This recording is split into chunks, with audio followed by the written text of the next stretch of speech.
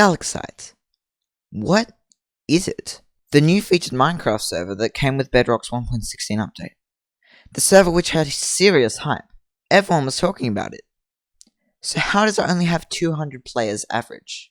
Today, we'll look at the life cycle of a server, how their player counts rise and fall, and how they gain popularity and lose it, just to gain it again and start the cycle all over. We'll also take a look at the story of Galaxite, how it came about, and how it so rapidly declined in popularity, as well as some reasons why. If you haven't already subscribed, it'd be awesome if you considered it. That'd really make my day. Anyway, onto the video. Galaxite came about at the start of the 1.16 update for Minecraft Bedrock Edition. In beta versions of the 1.16 update, Galaxite was listed as a server in the server list, but the only description of it was coming soon. The only thing we'd heard about Galaxite up to that point was their Twitter account, created in January 2019. Then, when the Galaxite website came out, the hype started to build. The interest died down for quite a while as the 1.16 update was still a long way away. The only background knowledge about the server is that it was made by Blockception, specifically two people called Alex and Jonathan. Blockception is a big team of developers and builders who build maps for the Minecraft marketplace. When Galaxite finally came out, it was big. They had tests, small periods of time where they would let players into the server so they could test out the game modes and squash any bugs that were present. Every test of Galaxite pulled thousands of players. Everybody wanted to try it out for themselves. When Galaxite officially launched with the 1.16 update, it was huge. The server had thousands of players and was keeping up with the rest of the featured servers easily. Galaxite had looked to put themselves right up there with the top 3 most played servers in Bedrock Edition. So, how are they only at 200 players? I think there are a few things that are to blame for Galaxite's loss of popularity. The first being the lack of updates. A quick disclaimer, not everything here is facts.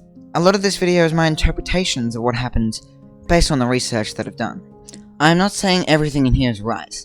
If I get some things wrong, feel free to point them out. But please don't think of what I'm saying as an incorrect fact. This is just an interpretation of what I think happened here. Let's get started. If you look in the changelog of the Galaxite official Discord server, there are certainly many updates. However, there are very few gameplay changes, and most of the changes to the game modes were just fixes. Things like arrows being broken and block sounds being wrong in fill the gaps are issues that shouldn't have existed in the first place. If they had a new game mode to release soon after the launch, or even just new additions to the games, that would have been enough to keep the hype going. Additionally, most of the changelog is a rotation of their shop, which all costs real life money. This brings me to my next point, in-game purchases. If you want to customize your character or skin on Galaxite, you probably have to pay. Granted, you can play all the games properly without paying, but if you want to get any extra skins or titles, they always cost money. You can't use a custom skin on Galaxite. They say the reason for this is so they can hide unwanted and inappropriate skins from the users, which is fair enough. This makes skins all the more desirable in-game, forcing people to pay. Sure, there is a battle pass. I wonder where I've seen that before. But there are only 6 items in the free version, compared to an additional 39 in the paid. And guess how much money it is? 15 Australian dollars. This is an incredible marketing strategy, and I'm sure it's paid off. But at the cost of some people not playing the server anymore, or not as often. The Hive's Hive Plus is only 12, but it's okay as it's a rank that allows you to get better perks in the game, as a rank should. However, Galaxite's ranks are different. These ranks arguably have more value, as there's an entire battle pass to level up and gain rewards from. This will not help you in game. Take one look at their shop. The cheapest thing in the store right now is 5 Australian dollars. The most expensive thing is nearly as expensive as the battle pass. Their new addition in the latest update is an Ultra Member Pass. In other words, their premium membership. This actually gives you perks in game, similar to the Hive. Double the party size, doubled voting power, except they put voting power twice. I don't know why. This Ultra membership is incredibly expensive. The Hive Plus rank is permanent, but the Ultra membership only lasts for 30, 90, or 180 days. If you bought the 30-day pass, it's only $6. However, it runs out after a 30-day period, as you'd expect.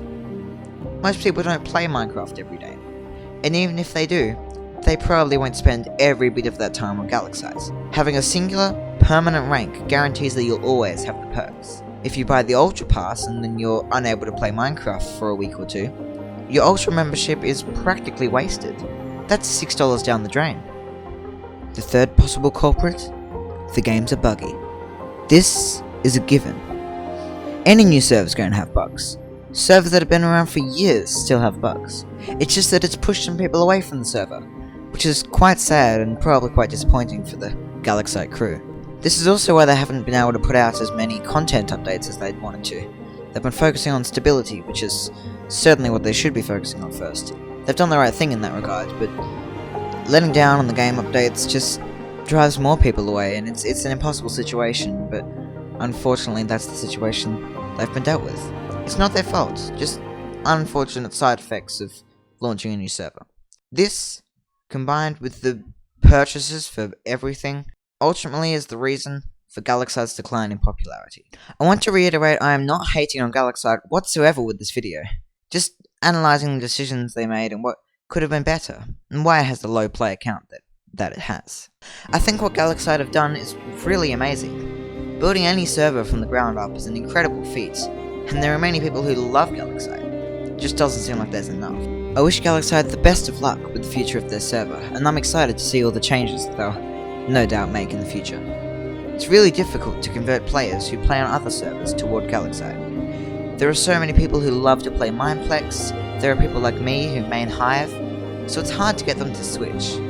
You need something really good, and Galaxite just hasn't quite got there yet. It's definitely on its way though, and with some good improvements and some great advertising, it can certainly be back up there as one of the top MCPE servers. And thus, the cycle of a server starts again, rising and falling, high player counts and low player counts. The cycle continues, and this is the start of Galaxites.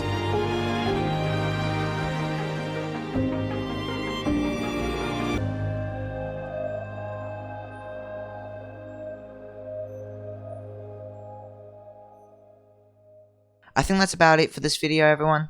I really hope you enjoyed it, and I want to thank you for watching. And hey, free cause! Wait.